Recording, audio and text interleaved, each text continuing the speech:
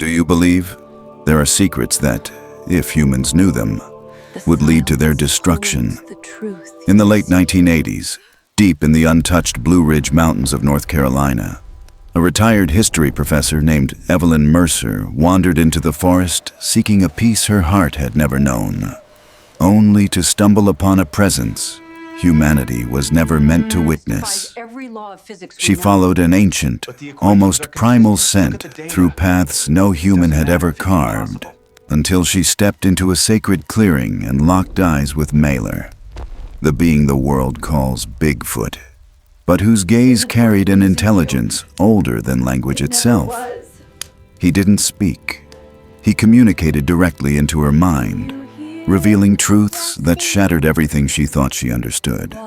That rivers hold memory, that trees whisper through their roots, and that the universe itself is conscious. And when he planted within her a single seed of an answer, a simple equation capable of resolving physics' greatest paradoxes, Evelyn collapsed, awakening only to find a black stone of unknown origin in her hands and symbols echoing in her thoughts. Scientists later detected brainwaves in her that exist only in master meditators, and the stone itself contained an element never recorded on Earth. Yet Evelyn knew the real danger wasn't discovery. It was humanity's hunger to weaponize knowledge it wasn't ready for. So she destroyed the equation before the world could take it, choosing instead to pass a tiny sliver of its healing wisdom to a young doctor with a compassionate heart. The forest kept the rest. And years later, even after Evelyn slipped quietly from this world, people still report seeing a tall shadow watching over her cabin, whispering into the silence, "Walk gently upon this earth." And now, dear listeners, I'm curious, where in the world are you watching from? What's your name, beloved friend of this channel? And how far do you think a story like this can travel when shared by hearts like yours? Before we continue exploring these mysteries of kindness, consciousness, and the beings who walk among the trees, I want to send you my warmest greetings. If this story touched you, I invite you, gently, to like this video and subscribe, so together we can build a community of people who respect the unknown, listen to the forest, and keep the legend of Bigfoot alive in the most beautiful way possible. The wind had changed that morning. Evelyn Mercer felt it the moment she stepped onto the porch of her cabin. It didn't announce itself with thunder or rain, but with a hush, like the trees were holding something back. The late September air held the bite of fall, not sharp enough to hurt, just enough to remind her that time was moving on without asking her permission.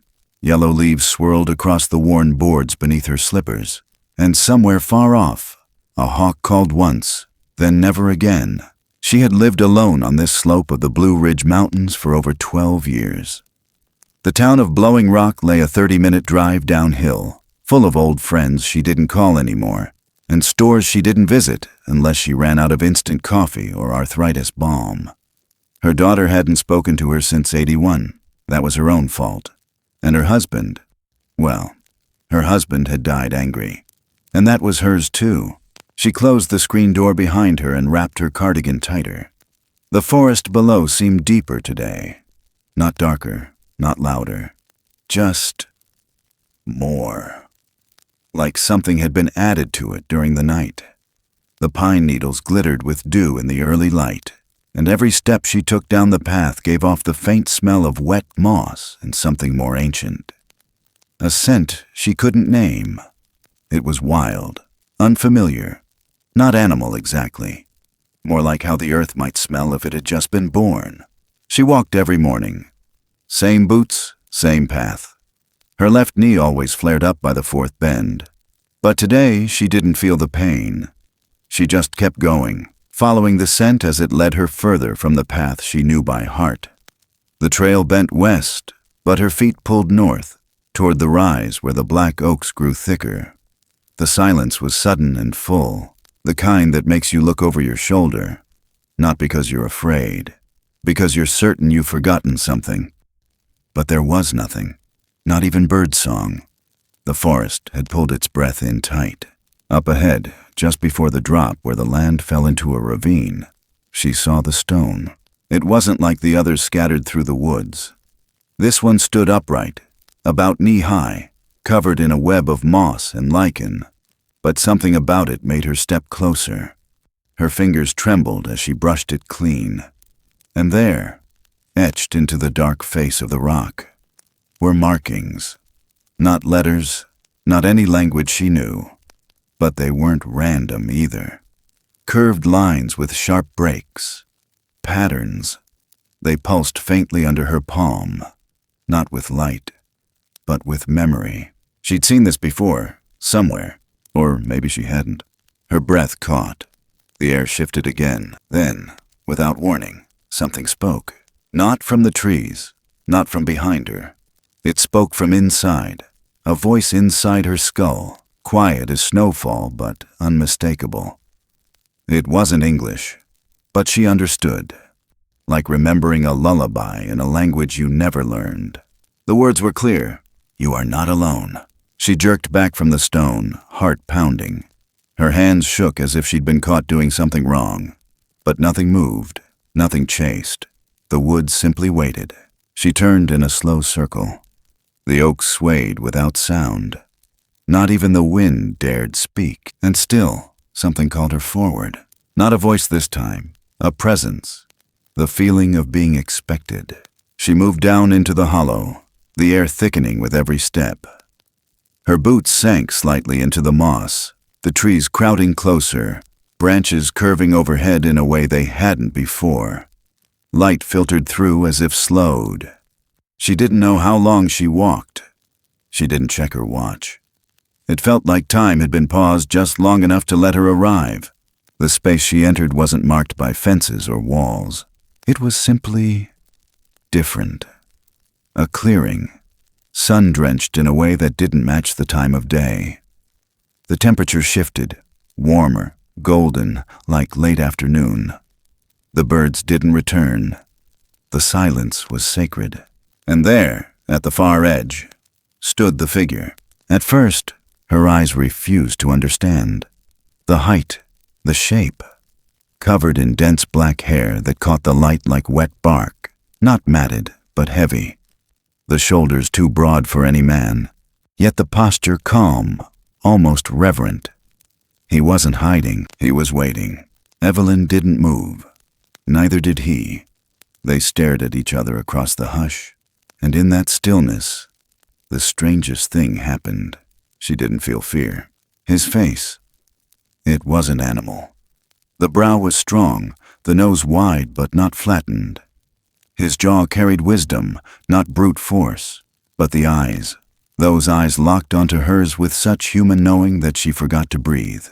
Not a beast, not a dream, not a ghost. He raised his arm slowly. In his hand was a stone, flat, smooth, and black as space. It pulsed gently, not with light, but with gravity, like it remembered the weight of stars. She stepped forward. 1 step, 2. Close enough now to hear her own heartbeat again. He didn't speak aloud, but again, the voice came, into her, not to her. Maelor, the voice said. The one who remembers. Her lips parted. Her eyes stung without tears. She didn't ask who he was. She didn't ask what this place was.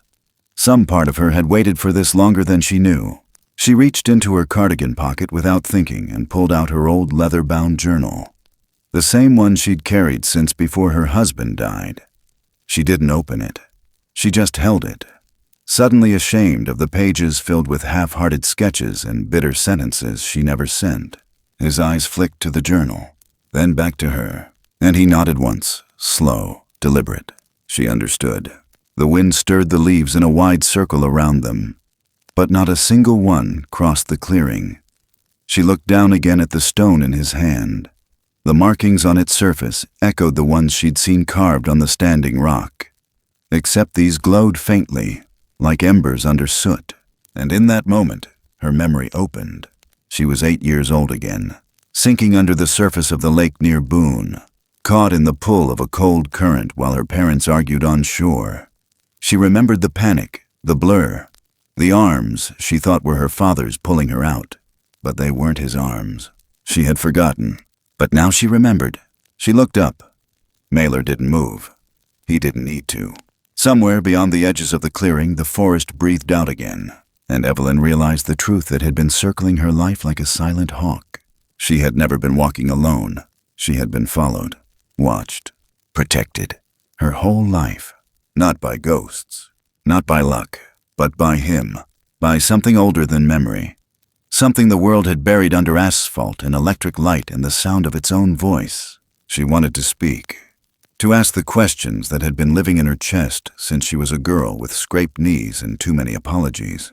But the words stayed behind her teeth, because some things, some truths, didn't need to be asked, only remembered. She stood still, eyes locked with Maelor's, as the air around them thickened with unsaid things. Her hands ached from holding the journal too tight. The stone in his hand hummed like a tuning fork struck just once, long ago, and still ringing. And then, just as softly as it had begun, the moment shifted. The light changed. The edges of the clearing began to fade, not vanish, just blur, like a photograph losing focus at the corners. Maelor turned without sound, stepping back into the trees. The movement was slow, weightless, like fog leaving a valley at dawn. She didn't follow. She didn't need to. The clearing emptied. The silence thinned, and Evelyn Mercer stood alone again. Except now, the loneliness felt different. It had shape, history, witness. She looked down at her feet. In the soil beneath her boots, the moss had been parted. A circle, a mark. Not from shoes, from something heavier, taller, and real. She knelt, slow, knees creaking, and reached out to touch the edge of the print. It was warm, and it was fading, but not before it had been felt. Behind her, the wind returned, full of sound again. A squirrel barked from the canopy. A crow called out, sharp and real. The world had resumed, but she had not. She rose, brushing dirt from her palms, and stepped out of the clearing. The trees did not stop her, but something inside whispered softly as she walked. You are the one who remembers now. And she knew, without turning back, the story had begun again. The light hadn't changed. That was the first thing Evelyn noticed. She'd been in that clearing for what must have been hours, but the shadows never moved. The golden hue never dimmed. It hung in the air like syrup, thick and suspended, making every breath feel slower. Time had let go of its grip. Maelor stood still, his hand still wrapped around the black stone like he was holding the spine of the world. He didn't step forward, didn't beckon. He just watched her, quiet, unblinking, eternal. And in the heavy stillness, Evelyn felt her chest rise like a tide that didn't know if it was coming in or going out. The silence was full, not empty. It carried weight, like standing beneath a storm that hadn't broken yet. Then, the voice came again. Not sound, not air. It came the same way the memory of music sneaks into your bones. Not through ears, through marrow. You are not broken. The words didn't move her lips, but her mind echoed them anyway. It felt like hearing something she had known once in a dream too old to remember. She lowered her journal slowly to her side. It felt small now. Paper and ink. Fleeting. Maelor's presence grew larger, not in size, but in density. Like a mountain somehow walked upright. She felt the ground beneath her soften, not with weakness, but reverence. Like the very roots beneath her boots knew him. Like they bowed. Then came the second wave. This time, not words. A memory. Not hers. A flash. Water rushing over stone, a child's scream under the surface, fingers grasping but slipping, and then something breaking through, something enormous and fast and gentle. And then her, coughing lake water, alone on the shore, parents shouting. But no one saw who pulled her out. She staggered back. No, she whispered aloud. That can't be. But it was. She looked up. He hadn't moved. But somehow she knew. It had been him. He had always been there, and suddenly the weight of it all threatened to fold her. Her knees bent slightly, her body instinctively retreating from the magnitude of the truth. She had dismissed that moment her entire life, boxed it up under miracle, and buried it. But now it was knocking again, and this time it had a name. Maelor's eyes deepened. They weren't just dark. They had layers, rings of memory so ancient she felt them more than she saw them. He stepped forward. Just one step. The ground didn't crunch beneath him. It sighed. From somewhere around them, the wind moved again, slow as breath through a cathedral. Trees creaked like old bones adjusting in their sleep.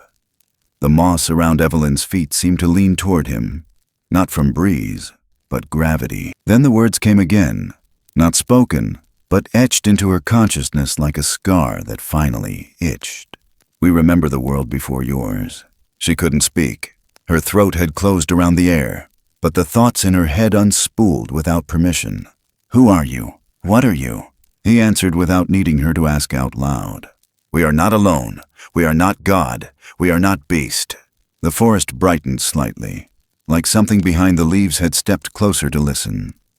Then Maelor raised the stone again. Its surface shimmered, not with color, but with memory. It pulsed once, and Evelyn saw not just images, but sensations. Cold, heat, vast plains without names, stars in unfamiliar skies, a world before fences.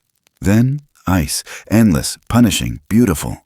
And beyond it, fire again, civilizations lost beneath snow. People without names, dances around flame. Eyes raised to the trees in prayer, not fear. She dropped to her knees. Her hands gripped the dirt. Her jaw clenched. She wasn't just seeing history. She was remembering something passed down through roots and bone. Something every living thing had once known but had learned to forget. The stone burned in Maelor's hand, not with flame, but with the ache of knowing too much. He lowered it toward her. It hovered inches above the moss, and then it touched her forehead. Everything exploded. Not light, not sound. Something deeper, a tearing open from inside. She screamed, but the scream didn't leave her throat. It lived behind her eyes, a silent sound that only the trees heard. Her vision whitewashed, then red, then stars. She felt time split. Her body stayed kneeling, but her mind, her soul, rushed through cracks in the world. She saw cells divide, trees speaking underground through networks of root and water, the death of stars, the hum of atoms in grief. She saw herself as a girl, a mother, a ghost. She saw her daughter being born. She saw herself dying, and through it all, Maelor's voice, low, steady, like stone rubbing against stone underwater. You are not chosen. You are not cursed. You are awake. And then it stopped. Her head jerked backward. She fell onto her back, gasping, lungs scraping for air. The sky above the trees spun, clouds moving faster than they should, like someone had unpaused a reel of film and forgot to set the speed. Her heart slammed against her ribs. She tried to sit up, but her limbs refused. Maelor stood over her, unmoving, his silhouette blurred at the edges, like a dream uncoiling. She blinked hard. Tears slid sideways from her temples into the dirt. You, she whispered. Her voice cracked like dry wood. You could save us. Maelor knelt slowly, his joints moving like old trees swaying in wind. His face came closer. Not threatening, not kind. Something in between. His mouth didn't move. But the words appeared inside her head like breath fog on cold glass. They called us gods when they needed miracles. They called us monsters when they saw their own reflection. She closed her eyes.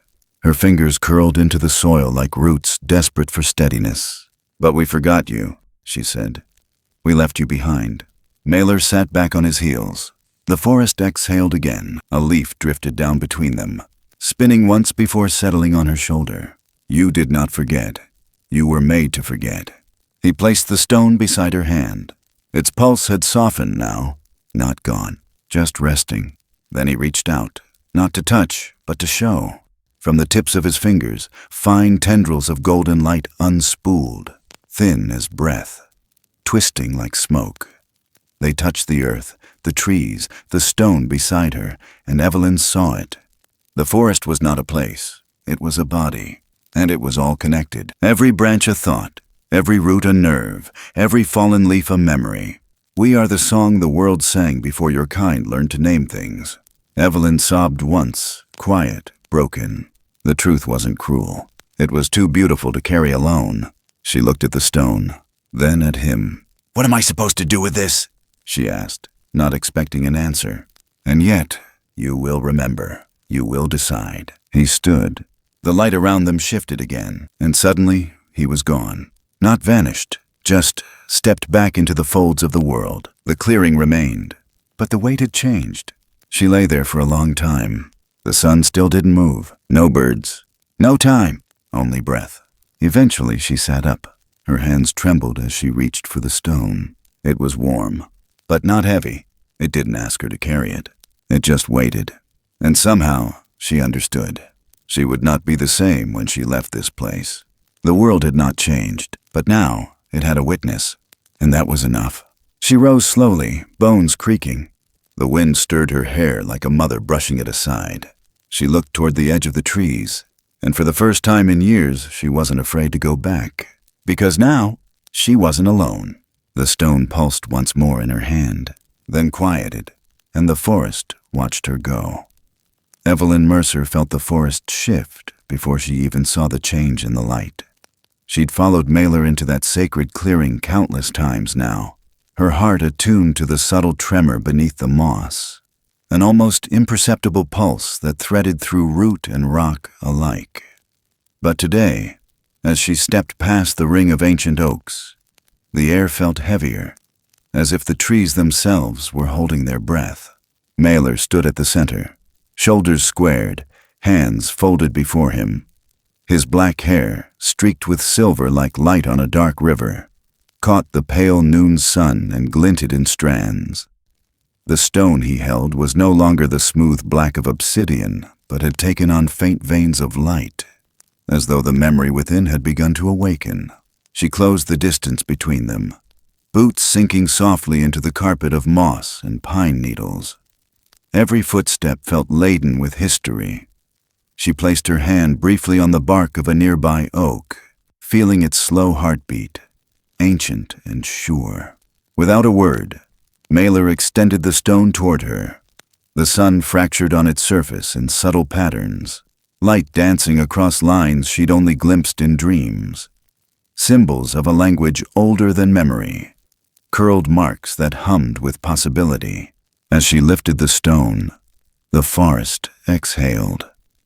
The hush that followed was not empty. It was full of voices that had lived here centuries before humans ever set foot. It was a tapestry of whispers, the first footprints of elk, the crack of ice giving way to spring runoff, the hum of insects at dusk. Patterns of life passed down like breath. Evelyn's fingers closed around the stone. She felt a thrum in her palm, modest at first, then building, a gentle vibration that pulsed like a heart. She remembered the carvings on the standing rock at the crest of the ridge, the symbols she had traced with trembling fingertips last autumn. She had seen them etched into bark by settlers centuries ago, dismissed as superstition, only to find them again in her journal, penned by her own hand when she could not sleep. Maelor watched her with eyes that mirrored deep pools, eyes that held sorrow, pride, and the weight of eons. He bowed his head slightly, an invitation to remember. As the first wave of recollection spread through her mind, Evelyn's breath caught in her throat. It wasn't images that came, though she saw those too. Forests untouched by steel, skies untainted by smoke, the pale dance of auroras on mountain horizons. But sensations, the pull of currents beneath water, the soft pressure of earth against skin, the bittersweet ache of life teeming in every leaf and stone. She felt her own heartbeat align with the pulse of the world. The second wave arrived with urgency, a memory not her own, yet threaded through her bones. Ancient gatherings around crackling fire, ritual dances beneath starlit skies, voices raised in songs that did not require words. She heard the chant of ancestors, the invocation of remembrance, the promise that knowledge and responsibility were one. Her knees buckled. The stone pressed into her palm with sudden intensity, and her vision blurred. The ground spun beneath her as though the world itself rotated on a different axis. She gasped, clutching the stone to her chest. Below the canopy, the forest stilled. Birds froze mid-flight, their wings curved like prayers. A deer paused at the edge of a clearing, muscles taut, ears quivering. Even the wind fell silent, as if listening. Time fractured. Evelyn's heartbeat thundered, echoing in her ears. She could feel every atom in her body vibrating, aligning with the hidden rhythm that bound all living things.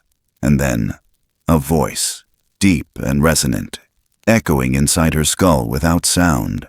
They spoke not in words, but in pure knowing, the language of roots and rivers. You are always part of this. You carry the courage of those who came before. You hold the seed of answers in your hand. The words bloomed inside her mind like ancient flowers opening to dawn. She felt the weight of generations settle on her shoulders, the responsibility to preserve what had been entrusted. But along with that came a sorrow so profound it pressed against her chest like a stone. Memories of betrayal surfaced. Humans hunting these beings, branding them demons, carving them from their homes in the name of progress. She saw settlers chopping down groves, enslaving streams, painting symbols of dominion on boulders, as if scrawling over a sacred text. She saw children taught to fear the forest, to fear the unknown. She saw Maelor's kin driven into the shadows, their voices silenced beneath hammers and axes. Anguish surged through her. She looked up at Maelor, tears blurring her vision. He knelt beside her, but did not speak. His presence was a warm current, guiding her through the storm of emotion.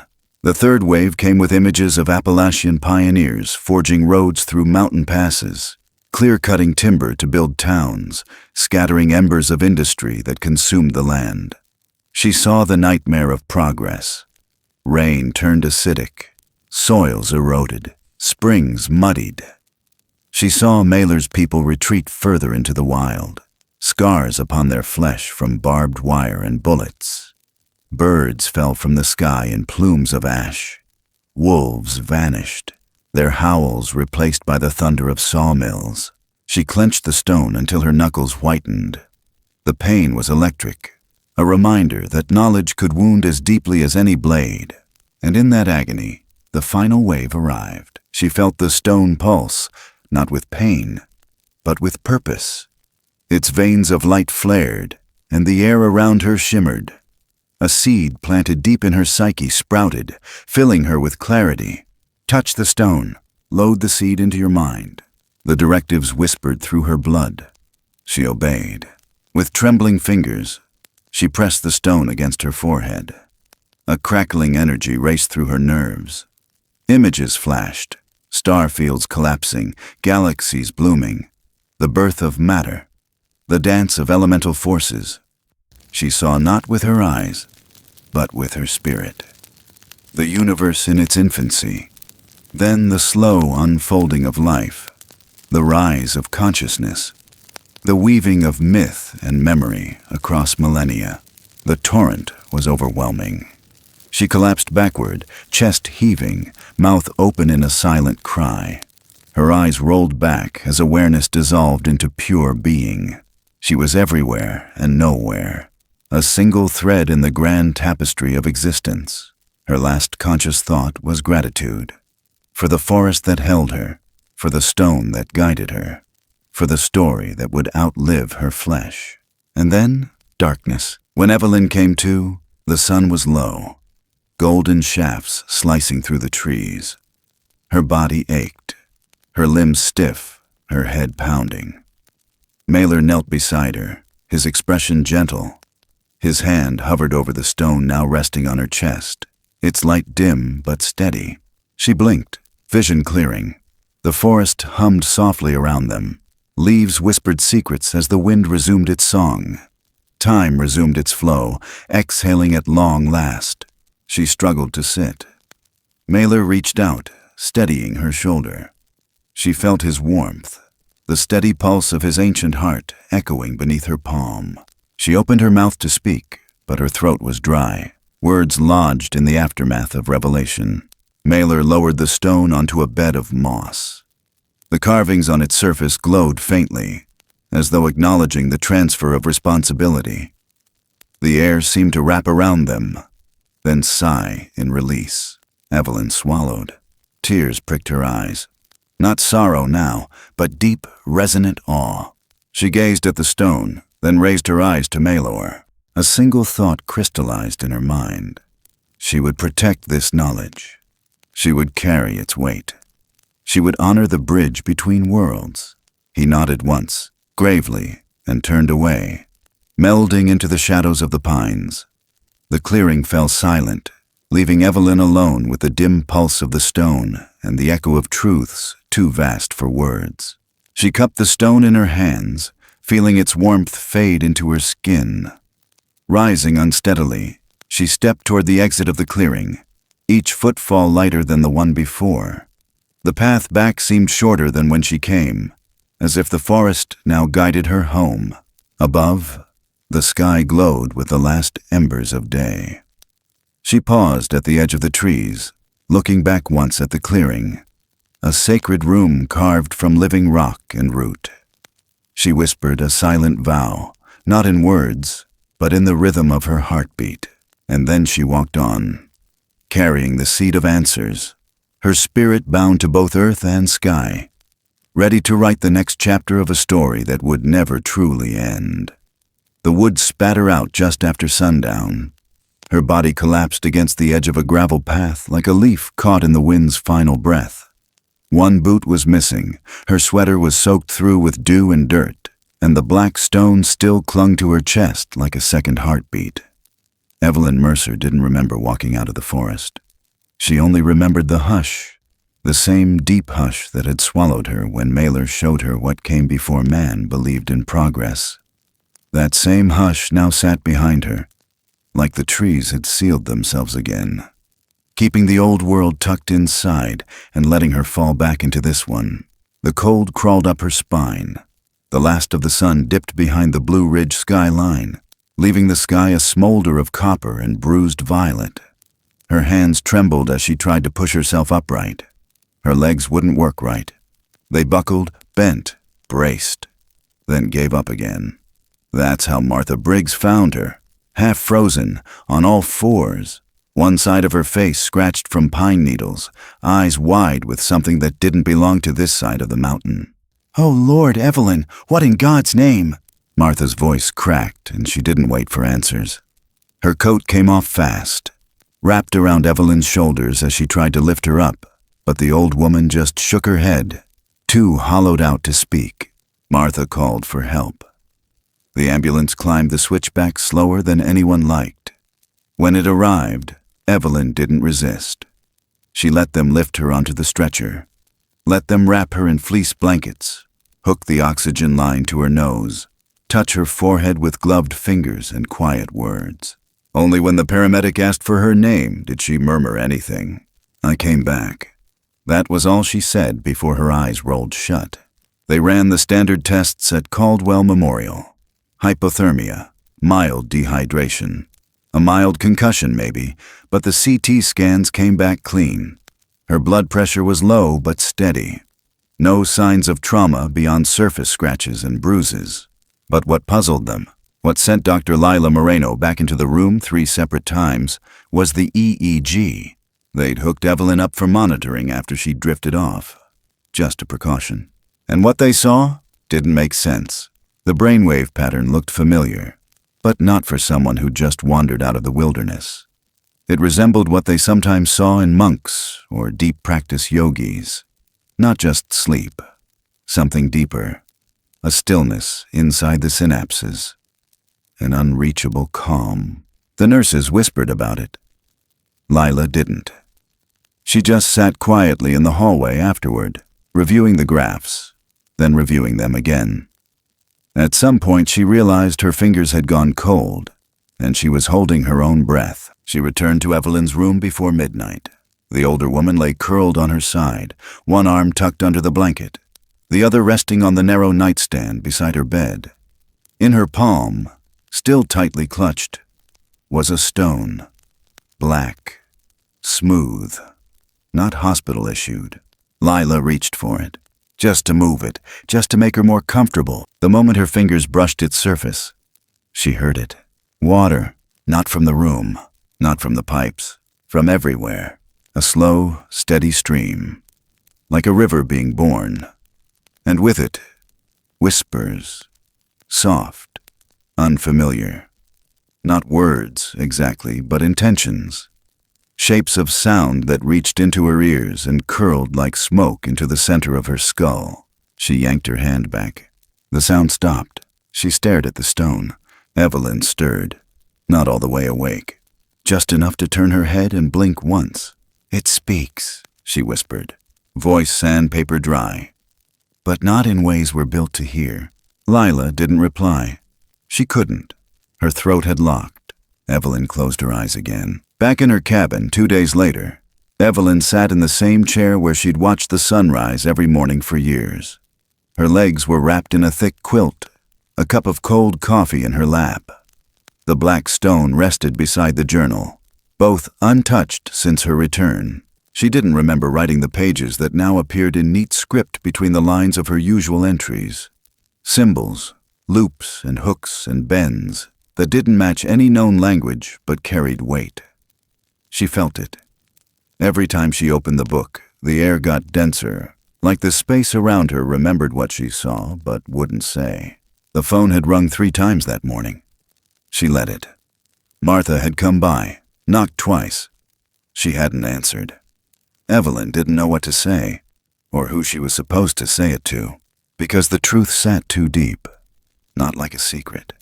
Like a stone sunk in the bed of a river, still, unmoving, ancient. She wanted to believe it had been a dream, but dreams didn't leave you with handprints on your chest from beings that weren't supposed to exist. She wanted to forget it. But the forest didn't forget, and neither did she. At night, she'd catch herself listening too hard, straining for the hush again, that pressure in the lungs, that sound of no sound. But the woods didn't answer. They'd opened once. That was mercy enough. Still, she couldn't shake the feeling that someone, or something, was watching. Not in fear, in waiting. Down at the church, folks had started to talk. Martha mentioned it quietly to Pastor Cole that Evelyn had gone missing for almost 12 hours and came back without a single reasonable explanation. Her clothes torn, her eyes glassy, like she'd been somewhere not meant for people. And Evelyn, once known for teaching high school English, had stopped coming into town altogether. When the librarian called to ask about the overdue Faulkner books, she didn't pick up. But when Dr. Lila Moreno drove up the mountain herself that Friday, Evelyn opened the door without speaking, like she'd been expecting her. The doctor stepped inside. She wasn't wearing her lab coat, just jeans and a fleece vest.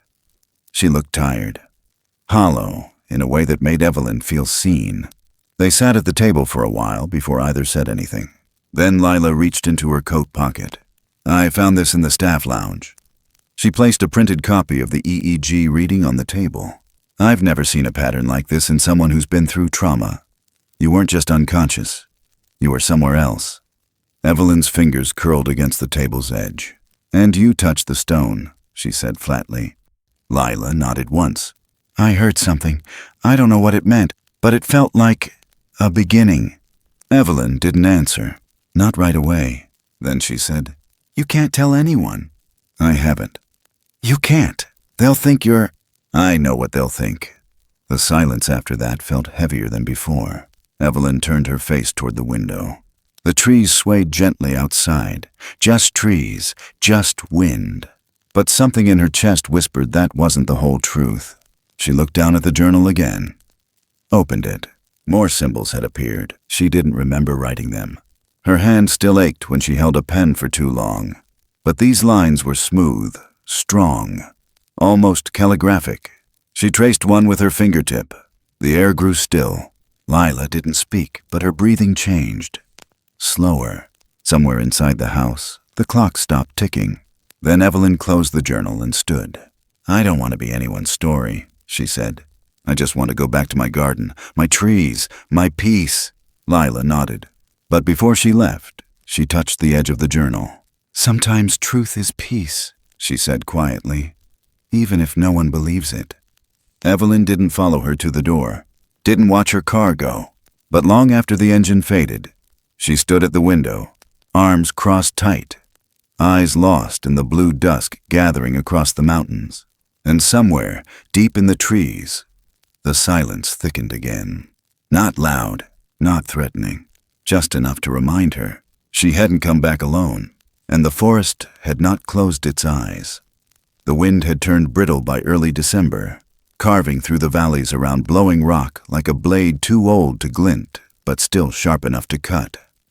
Evelyn Mercer sat by her front window, the one facing the tree line, her breath ghosting faintly in the chilled glass, though the heat hissed behind her.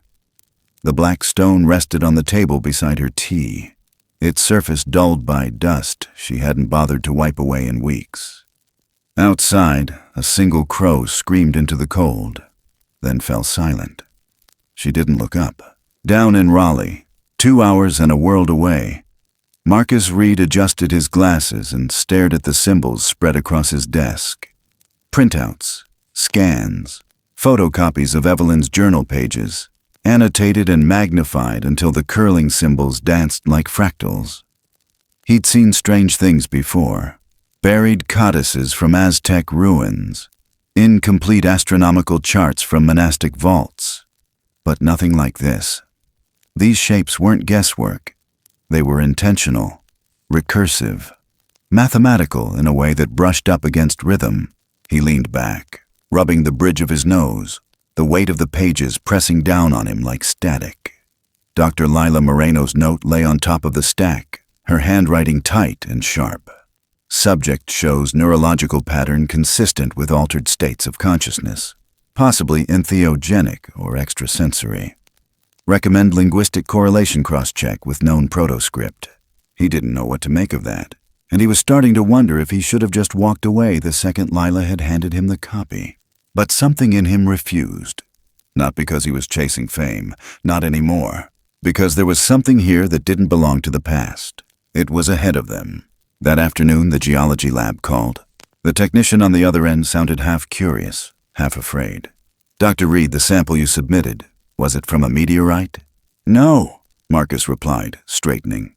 Well, we ran X-ray diffraction, then ran it again. The crystalline structure's not found in terrestrial basalt.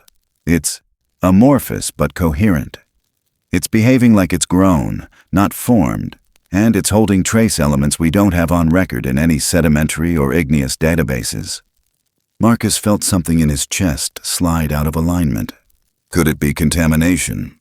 We ran triple isolation. Whatever this is, it didn't come out of the earth we know. After the call, he didn't go home. He drove, straight north, back to Blowing Rock. The sky hung low with unfinished snow. Just the scent of it. The kind of winter breath that carried silence in advance. At a red light near the church, he spotted Pastor Raymond Cole pinning a flyer to the bulletin board. The old man turned just enough to catch Marcus watching, then looked away with something unreadable in his eyes. Later that evening, Evelyn opened her door to find Marcus standing on her porch with his coat open and papers in his hand. She didn't speak, just stepped aside and let him in. He placed the scans on her table like offerings. You didn't make these up. No. This is something I can't categorize. And I've tried. She didn't touch the pages. She only looked at him with a tiredness that ran marrow deep. You're not the first to see those markings, she said after a long time. He blinked. What? Come back tomorrow, early. Someone else needs to show you. At sunrise, they drove together out past the old railroad bed and up toward the church's storage archive, a one-room annex behind the sanctuary, filled with generations of yellowed ledgers and brittle hymnals. Pastor Cole was already waiting, keys in hand. His eyes flicked from Evelyn to Marcus, then down to the box he pulled from a locked cabinet. Inside, a tattered journal, leather cover warped with age. We found this during renovations in '63, he said softly. belonged to a settler who lived up the mountain around 1890, named Ezra Barrow, claimed to have visions during snowstorms. They locked him up after he wandered into town barefoot, ranting about watchers in the forest who could speak without mouths. Marcus lifted the pages carefully, breath caught. On the 5th page, etched in faded ink, were symbols. Familiar, the same ones Evelyn had written in her sleep. Almost identical. He felt the back of his neck prickle. This man was dismissed as a lunatic, Pastor Cole added. His own wife burned half his writings, but he drew those markings years before electricity came to this part of the mountains. Marcus ran a finger along the curve of one line. "It's not just language," he whispered. "It's memory." Evelyn stood back, arms crossed. "I think they've always been here, waiting for someone who'd remember." By midweek, the university had called a meeting. Lila was there. So was Marcus. A few heads from anthropology, geology, theology. Half of them skeptical, the other half afraid to admit they weren't. He presented the findings quietly, with no drama. Just evidence. Stone composition, EEG patterns, historical parallels, journal entries spanning a century. Then he said the sentence that changed the air in the room. "I believe we're looking at a non-human intelligence embedded in a biological archive we don't understand yet." The silence that followed lasted too long. Then came the questions. What does it want? Is it dangerous?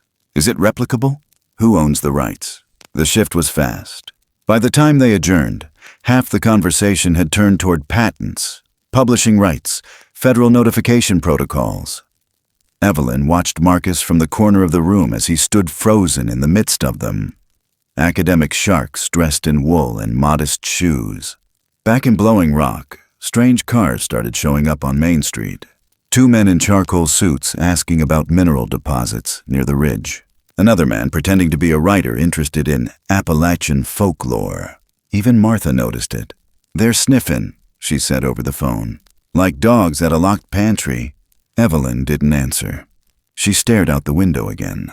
The stone rested in her palm now like a choice with weight. One night, someone knocked at her door after 10. No words, just 3 knocks. Slow, deliberate. She didn't answer. But the next morning, she found a letter in her mailbox with no return address.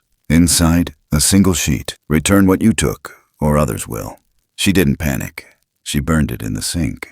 That Sunday, Marcus visited again. He looked older. A man carrying too many truths and no one to tell them to. "They want to bring it to Washington," he said. "File a formal declaration of anomaly." Lila's hesitating. She doesn't trust them either, but the pressure's building. "They'll put it behind glass," Evelyn said flatly. "Study it to death. They'll erase what it meant." She didn't answer.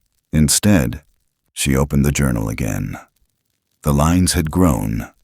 New symbols, ones she didn't write, or didn't remember writing. She pointed to one.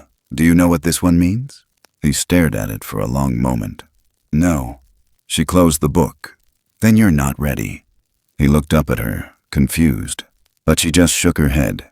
"Some knowledge isn't meant for ownership, only stewardship." "You're saying we should bury this?" "I'm saying we should protect it. The forest gave me a choice, not a gift. And now you have to decide what you are in this story." He sat back, shoulders slumping. "I thought this would make everything clearer," he said. "But it just widened the hole. That's how you know it's real." The clock ticked behind them. Outside, snow started to fall. Not heavy, but steady, silent. A dusting across the pine branches and porch roof. The world wrapped itself in quiet again. And somewhere out there, beyond the edge of sight, something watched. Not with menace, but memory, waiting to see what the humans would do with their borrowed truth. The thaw came late that year. Spring dragged her feet through the Blue Ridge like a widow walking past the house where her love had died. Patches of snow still clung to the shaded roots, stubborn as memory, and the trees hadn't dared bloom yet. Just bare branches lifting their fingers skyward, like they were still asking why. Evelyn sat by the garden bed out front, soil dry between her fingers, but she hadn't planted anything. Her knees ached. Her back stiffened too fast these days, but it wasn't the body that weighed her down. It was waiting. The stone was quieter now. Its hum had dulled to a whisper that stayed buried until her hands touched dirt. But she knew it hadn't gone dormant. It was watching. Or maybe listening. Or maybe just surviving, the way old truths do. Beneath language, beneath skin, waiting for the right breath to bring them back. She didn't hear the car until it turned onto her gravel drive. She didn't need to. She already knew. The sedan parked crooked. The door slammed too hard. Footsteps hurried across pine needles and stone. And then, Rebecca, standing there in her wool coat, hair pulled back tight like she always did when she was trying to keep herself together. Evelyn stayed seated.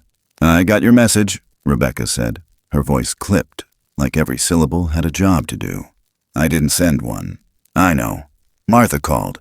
Said you hadn't been yourself. Said people were asking questions. Men in town, gray Chevys, suits." Evelyn finally looked up. "You didn't have to come." "Well, I did." And just like that, they were back in it. The distance. The years packed tight between two people who once shared everything and now couldn't share the same breath without it cutting. Rebecca glanced around the yard. The porch, the woods beyond. Her gaze lingered on the tree line too long. Evelyn noticed. "You feel it, don't you?" Rebecca's jaw twitched. "Feel what?" Evelyn stood slowly, brushing dirt off her hands. "The watching, the hush. It's stronger this spring." Rebecca crossed her arms. "I came here to help, not listen to fairy tales. There was a time you believed in things. I was 6. "You drew the eyes," Evelyn said softly. "In crayon, over and over, big eyes, black, gentle. You said they watched from the trees." Rebecca's face cracked, just a little. Her arms tightened. Her breath stuttered. "I used to dream of them," she said. "Not nightmares, but not normal either. They stood at the edge of the woods, just looking. Never moved, never came closer. But I felt safe, like I wasn't alone. They were real." "No, they weren't." "Yes, they were, and they are, and I saw them again." Rebecca turned away, pacing the porch. "Jesus, Mom!" "You don't have to believe me. But you came back. That's something, because I thought you were losing it." "I did," Evelyn said. "A long time ago. But this isn't madness, it's memory. It's older than us, and it's asking for something." Rebecca's shoulders dropped. "I don't want to fight," she said. "I'm just scared. You're different. The letters you sent last fall, they didn't sound like you." "I didn't send letters." Rebecca froze. "Yes, you did. One in November, one in January. Said you were remembering things, that there was something I needed to know." Evelyn's lips parted. The stone hadn't moved from its place beside the journal. She hadn't touched it in weeks, but she felt it then, like a pulse rising under her ribs. "They came from here," she whispered. "From this house, but not from my hands." Rebecca didn't answer. She looked pale now, her breath shallow. And then the phone rang. Landline, still wired to the wall in the kitchen. Evelyn stepped inside and picked it up. No voice, just static. Then a click. Then a whisper. "Return it, or others will." She hung up. Outside, Rebecca stared at her through the screen door. Evelyn's hands were shaking. "I have to go back," she said. Rebecca opened the door. "Where?" Evelyn looked past her, toward the forest. "It'll show me." Rebecca grabbed her arm. "You're not going out there alone." "I have to." Rebecca didn't let go. "You don't even know if you'll come back this time." Evelyn met her eyes. "Then don't wait." She took the stone and the journal, wrapped them in her old scarf, pulled on her boots like she was putting on an old skin. Then she stepped off the porch and into the woods. The trees closed behind her, the path winding tighter than it had last fall. Time didn't behave the same anymore. She felt it slant sideways as she moved. Her breath grew slower, her heart louder. Every bird stopped singing after the third bend. Every squirrel fled. The silence didn't come all at once this time. It crept. Like the forest wasn't sure it wanted her back, but it led her. The air grew thicker, the moss deeper. She passed the old standing stone.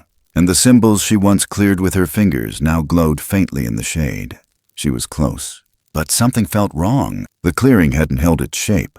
Where once it opened like a secret being told, now it pulsed like a wound trying to close.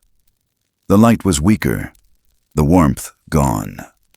Maelor stood in the center, but his frame looked heavier, not smaller, just burdened. The hair across his shoulders sagged with wetness, his arms hanging low, the black stone in his palm dimmed to a soft gray. She stepped closer, and for the first time, he turned away. "What's happening?" she said aloud. Even though he didn't speak in sound, he looked at her then, not angry, not gentle, just tired. The watchers feel the weight of human eyes. The words slipped into her like cold water. "They're coming, aren't they?" "They are already here." She moved closer. The air burned against her skin now. Not with fire, with sorrow. "The stone, if I give it back, will it stop?" He shook his head. "It chose you. It does not return. It becomes." She held it up anyway. "I don't want it. I didn't ask for it. No one ever does." She stared at the stone, her hands trembling. Its pulse flickered once, then dimmed. "They'll tear this place apart," she said. "Looking for you, looking for this. Then you must decide what to keep and what to bury." Her knees buckled. She dropped to the ground and cried, not out of fear, out of the terrible knowledge that what she carried now could never be uncarried.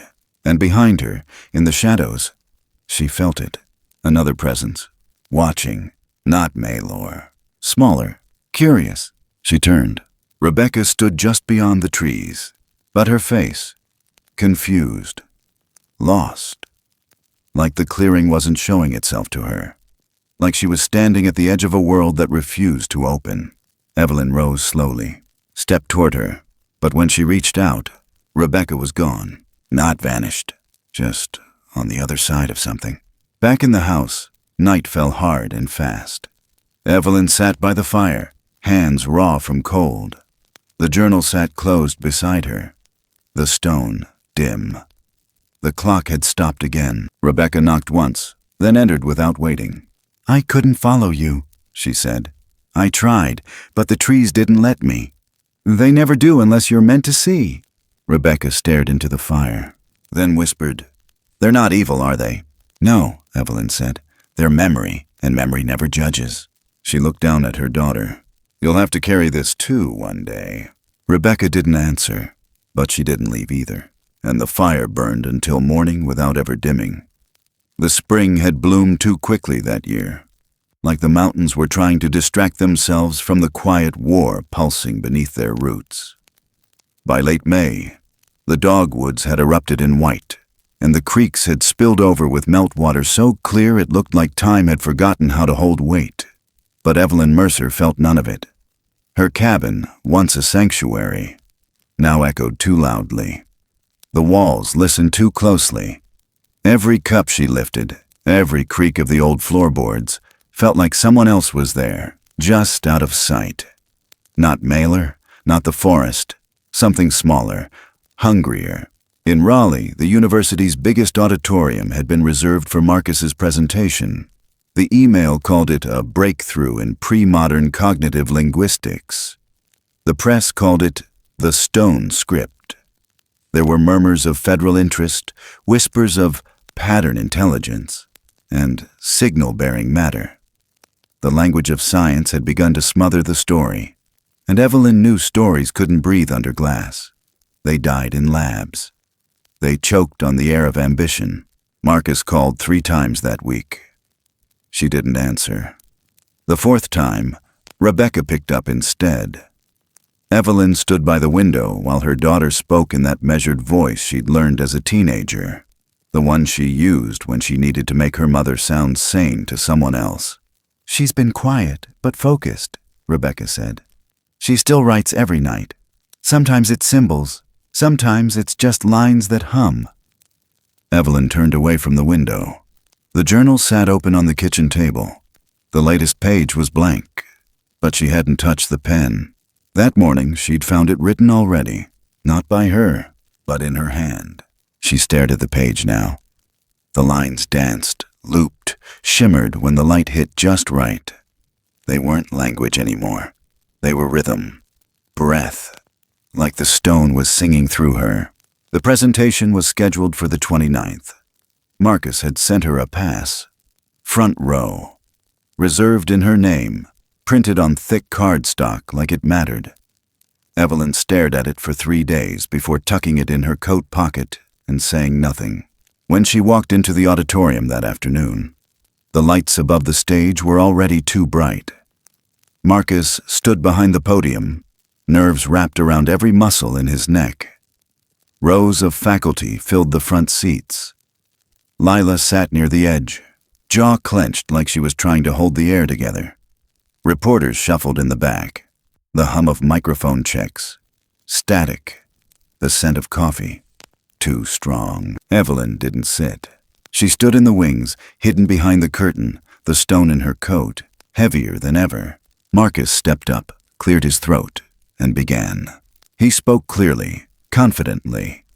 He explained the pattern resonance of the symbols, the way the script responded to infrared, the stone's electromagnetic field shifts, the non-linear mathematical echoes embedded in the phrasing.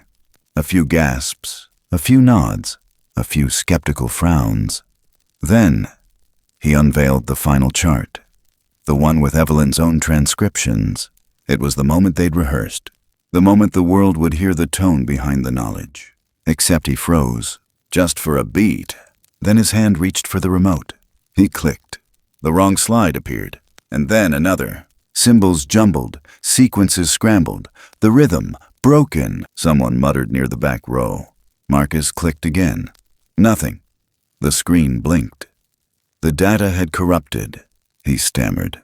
The room shifted, and Evelyn stepped out of the shadow, her boots echoing once on the hardwood. She walked slowly, calmly, like she belonged on that stage more than he did. Her coat unbuttoned, the black stone in her hand. She didn't look at Marcus. She didn't look at the professors. She looked at the audience, then at the floor. Then she placed the stone on the table and spoke. "This doesn't belong to science," she said. "It doesn't belong to anyone." Whispers.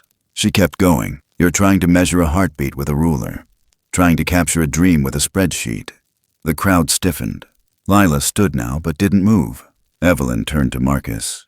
"You forgot the story." He didn't answer. Couldn't. She reached into her coat again and pulled out the journal. She opened it to the latest page and tore it. The sound was soft but final. 1,000 hours of translation. 1,000 lines of resonance. Torn in half. She didn't shout, didn't cry. She just folded the pieces, placed them on top of the stone, and stepped away. They didn't applaud. They didn't move. When she turned back toward the doors, no one stopped her. Not even Marcus. He stood still as stone himself, his face blank but his hands trembling. She passed Lila on the way out. Their eyes met, and in a voice only she could hear, Evelyn said, "It's not ready for them." Later that night, in the quiet of the cabin, Lila arrived without knocking. She carried no notes, no laptop, just a tin of ginger tea and a question in her throat. Evelyn sat beside the fire, the journal still torn, the stone no longer glowing. "You gave it up," Lila whispered. "I gave it back." "To who?" "To whoever comes next." Lila knelt and took Evelyn's hands. "I'm not ready," she said. Evelyn smiled. "No one ever is." And she placed her palm over Lila's. The warmth that flowed wasn't heat. It was song, a memory, a kindness, a seed. Not knowledge, but mercy. Lila gasped softly. Not pain, recognition. In her mind, she saw a garden, a future not yet broken. She didn't speak again that night, and Evelyn didn't need her to.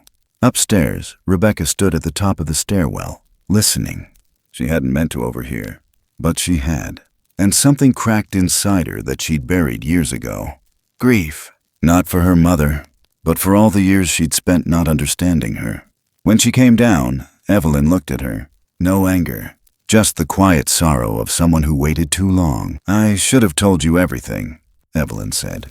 "You didn't know how," Rebecca replied. Evelyn's voice caught. "I didn't know myself." The distance dissolved. Not all at once, But enough. They sat together by the fire. 2 women, 2 timelines, 1 ache. And for the first time in years, Rebecca leaned in, rested her head on her mother's shoulder, and said nothing. Because silence was the only way truth could survive sometimes. Not published, not dissected, just held, like a breath between storms.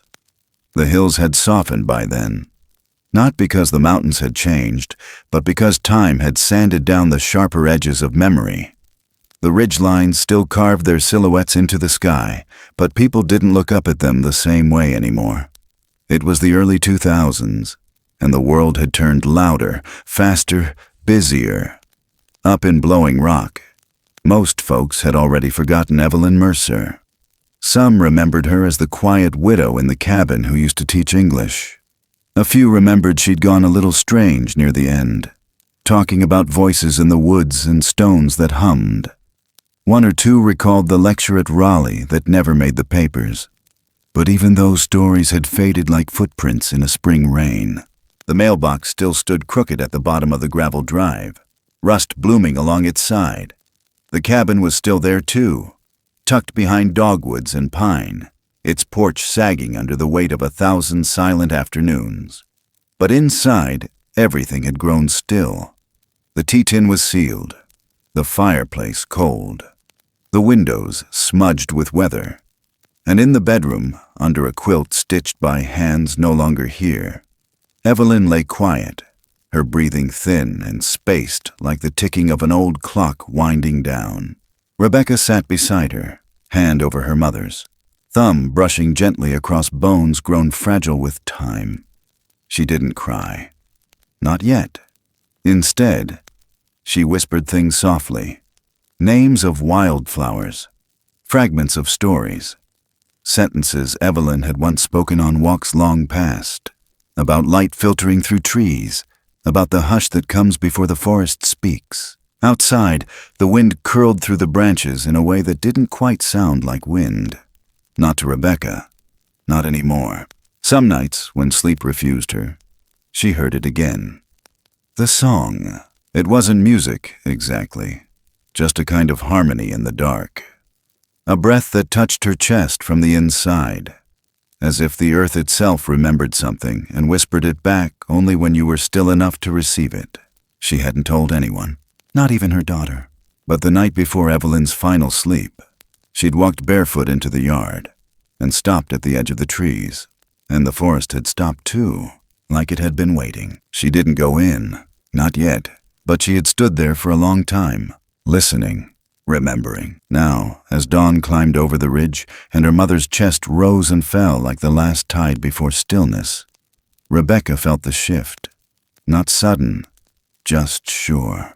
Evelyn exhaled and did not inhale again. The world didn't stop, but it paused, long enough for the air to grow dense, for the light to change ever so slightly, for a silence to bloom that wasn't made of absence, but of presence too large to explain. Somewhere in the woods, the birds didn't sing that morning. Somewhere deeper, a figure stepped back into the trees. And in the room, the black stone that had sat untouched on Evelyn's nightstand for the better part of 2 years faded into dust without sound. Gone, not abandoned. Returned. Marcus still kept the original equations in a locked drawer in his office. No one else asked about them anymore. He'd published a paper once, carefully vague, couched in theoretical frameworks and soft language, hypothetical signal logic, non-repeating symbolic formations. No one read past the abstract, but every so often, he'd pull open the drawer, stare at the sequence, and hear something that wasn't written, a pattern in his chest, not in his mind. He never dared speak of it, but he knew.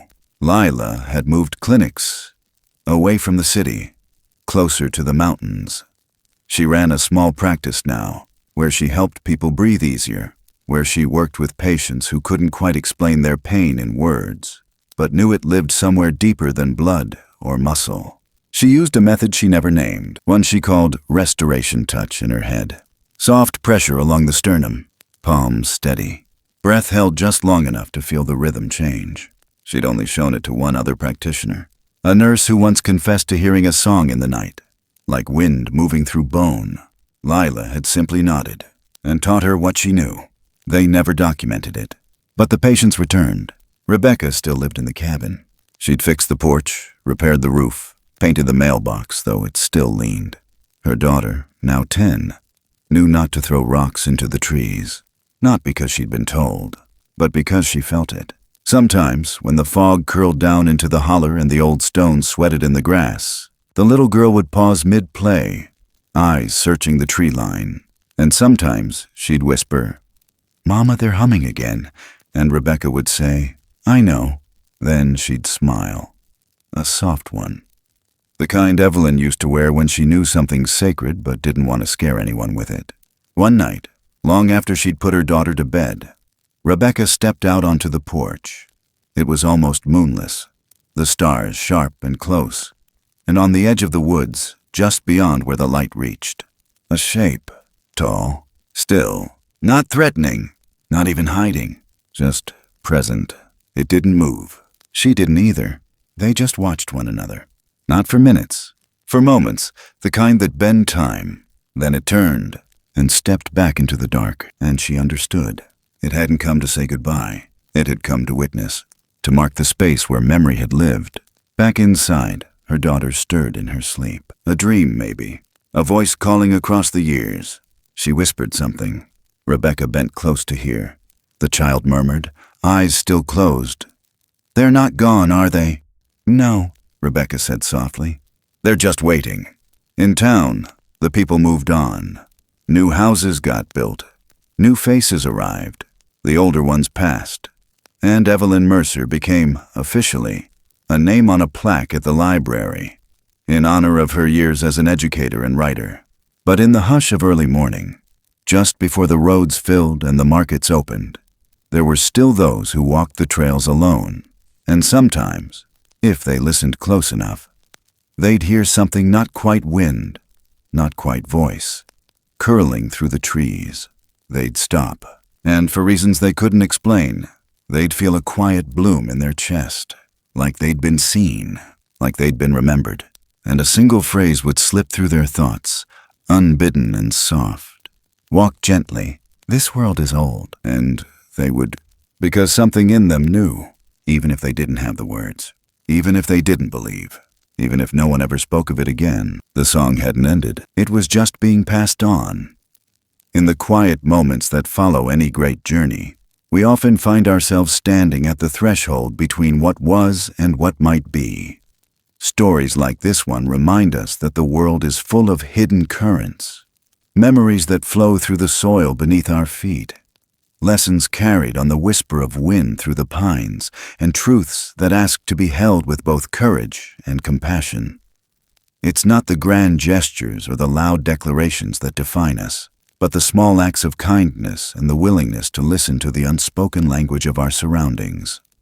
When we slow down enough to notice, the world speaks in symbols. A pattern in stone, the hush of a forest, the soft echo of a song that seems older than time itself. At its core, this tale is about more than ancient marks on rock or a message carried by a mysterious presence. It's about the bridges we build between ourselves and our history, between science and wonder, between skepticism and faith. It embraces the idea that knowledge is not merely data to be cataloged, but a living thing, fragile and precious, that can heal as much as it can disrupt. True understanding requires more than intellect. It demands empathy, patience, and a respect for the mysteries that outlive our own lifespans. Life moves forward, yet it is guided by echoes of the past. We are shaped by the gifts we receive, sometimes without asking, and by the choices we make in how we share those gifts with the world. In honoring what came before us, we honor each other, and in listening to the silences between our words, we discover the threads that connect us all. Whether it's a teacher passing wisdom to a student, a scientist wrestling with new evidence, or a mother sharing a silent promise with her child, every act of trust and every moment of openness strengthens the tapestry of human experience. As we close this chapter, let us carry forward the belief that compassion can be as powerful as any discovery. and that the greatest breakthroughs may lie not in laboratories or archives, but in our capacity to care for one another and for the earth that sustains us. May we learn to tread lightly on this world, honoring its ancient rhythms even as we forge new paths. And remember that sometimes the most profound truths are felt rather than spoken. Thank you for joining us on this journey. If this story stirred something in you, an echo of wonder, a spark of curiosity, or simply a moment of quiet reflection, please leave your thoughts in the comments below. Subscribe and hit the notification bell to stay connected as we explore more tales of mystery, memory, and the extraordinary threads that bind us all together. Your support means the world, and we can't wait to hear where our next adventure takes us. Together,